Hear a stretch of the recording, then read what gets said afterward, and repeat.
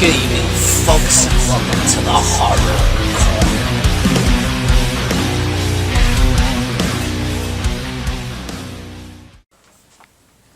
So, did you buy your tickets yet? Good, because your trip's been cancelled. Good evening, folks, and welcome to the Horror Corner. I'm your host, Sean Patrick Erschen. This week we are doing another movie review. This is Sleepaway Camp III, Teenage Wasteland. And this is not Pamela Springsteen on the cover, just as she was not on the Sleepaway Camp II DVD cover. So yes, the film was directed by Michael A. Simpson once again, and stars Pamela Springsteen in the role of the transgender serial killer Angela Baker. Reprising her role from Sleepaway Camp 2, Unhappy Campers. So as you guys might know, this film was shot back-to-back with Sleepaway Camp 2. The funny thing is, Sleepaway Camp 2 has kind of developed a cult following over the years. People seem to have come to appreciate it more now. But Sleepaway Camp 3 just kind of fell by the wayside. It just seems to be like the forgotten film in the series. It doesn't get a whole lot of love. But I'm here to tell you guys, I really enjoy this film. I think it's an absolute blast. It just makes me smile watching Pamela Springsteen do her thing as Angela Baker. Definitely a different portrayal than, say, Felissa Rose's portrayal of the character in the first film. She's much more madcap and kind of over the top, spouting the one-liners, and so yeah, this definitely seems like a much more sadistic version of Angela Baker than even the last one. She just seems to be out for blood, but she still stops to make some classic one-liners. Like one guy asked her, where'd you learn to chop wood like that? I never chopped wood before, but I've chopped other things.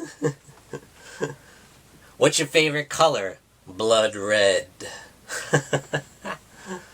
Oh man, she just cracks me up. I mean, it's so much fun. This movie is just so much fun.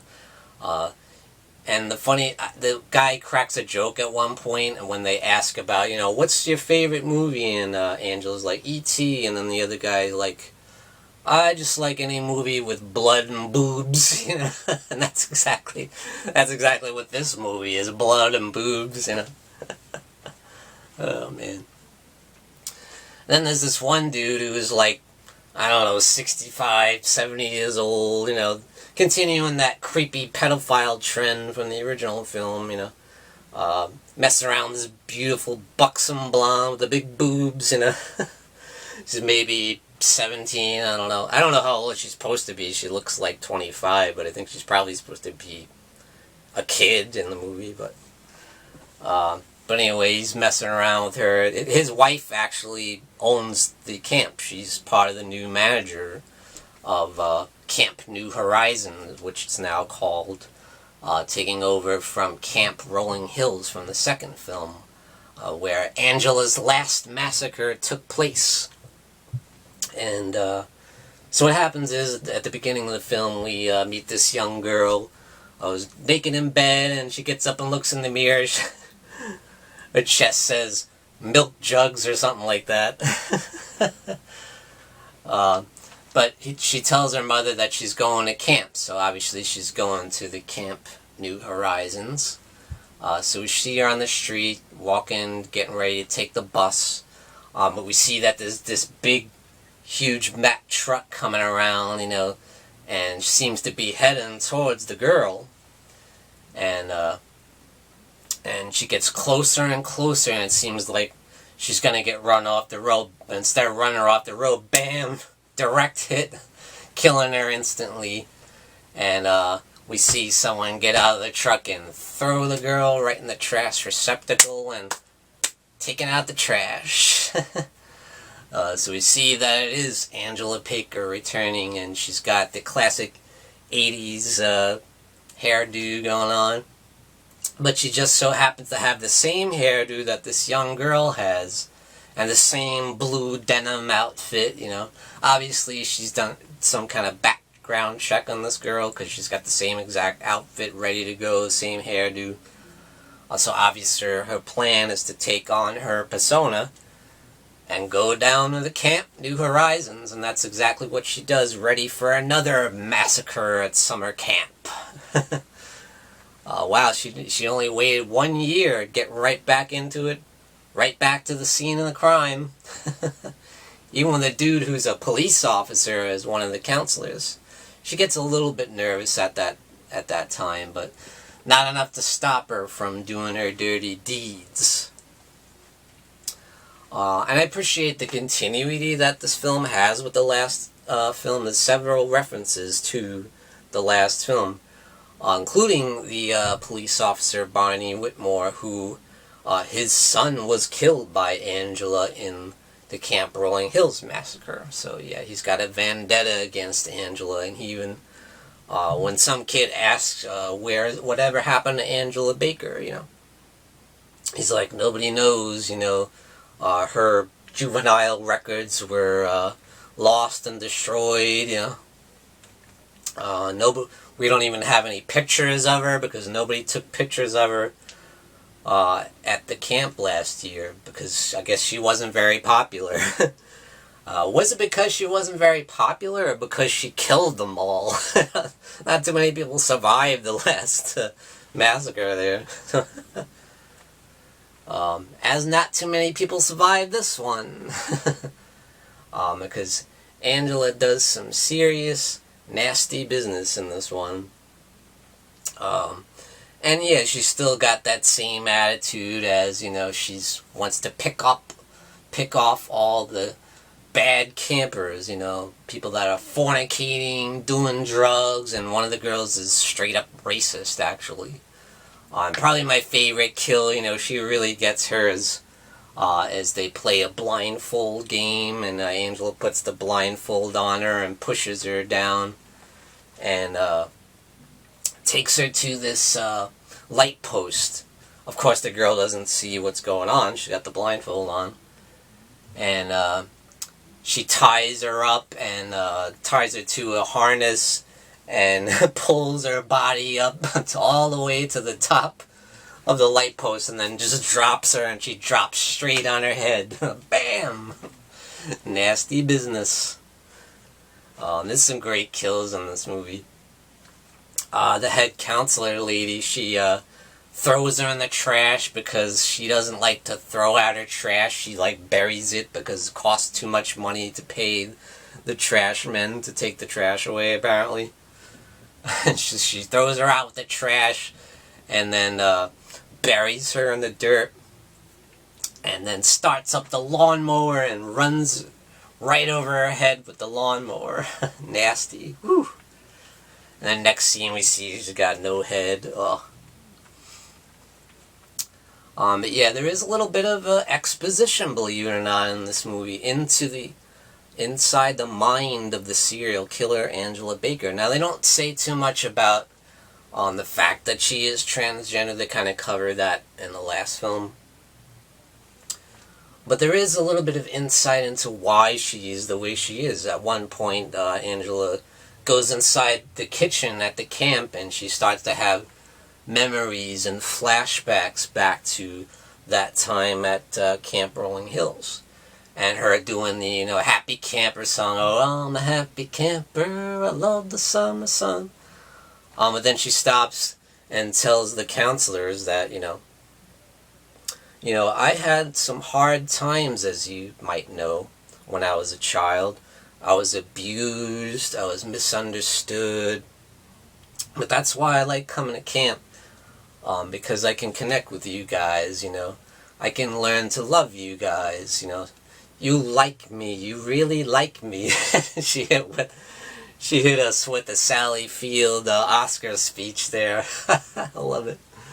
But yeah, and that one scene was kind of a little bit dark, you know, get a little bit of insight into the serial killer that is Angela Baker, and I kind of appreciated that, you know. She's not just all fun and games, people. She's really psychotic. She's got serious, serious mental problems. Obviously, not only was she abused, but we saw at the end of the first film that she was made to live her life as a girl when she was in fact a boy.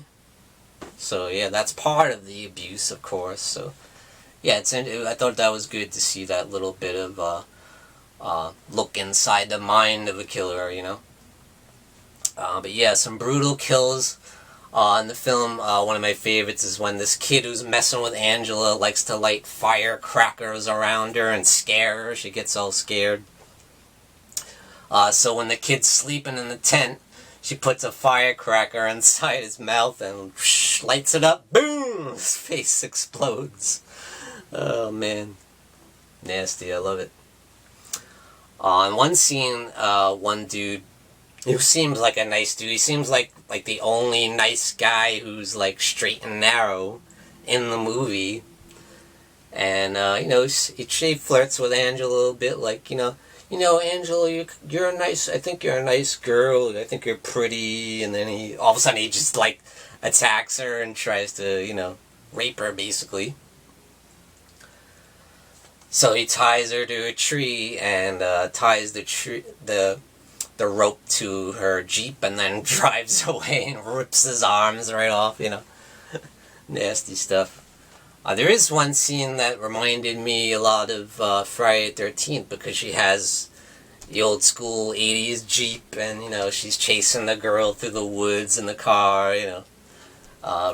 Reminded me a lot of the first Friday the 13th when Mrs. Voorhees had Annie in the Jeep and she was chasing after her through the woods.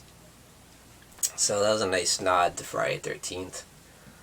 But yeah, I think this film is a blast, and I think you guys should give it a shot. You know, I feel like if you liked Sleepaway Camp 2, this is definitely a good continuation of that film and of the original film, even.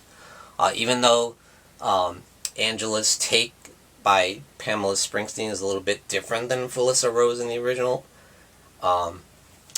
You can see the progression throughout the series. She's a little bit different in this one than the last one, even. She's a little bit more psychotic. She's not as kind of happy-go-lucky as she was in the last film. You can tell she's pissed off in this one, you know. She's out for blood, and you can see that because there's a lot of kills in this movie. So yeah, I suggest you guys check this one out. I think it's a lot of fun. It's got a great kick-ass soundtrack, once again. A cool hair metal 80s soundtrack. We got Anvil on the soundtrack, once again. There's a great song by John Alter, Sleep Away, Sleep Away, Sleep Away. I got that song on my iTunes. I absolutely love it. But anyway, guys, I give Sleepaway Camp 3 2 devil horns up. And thank you for joining me, Sean Patrick Erschen, in the Horror Corner. Tune in and stay scared.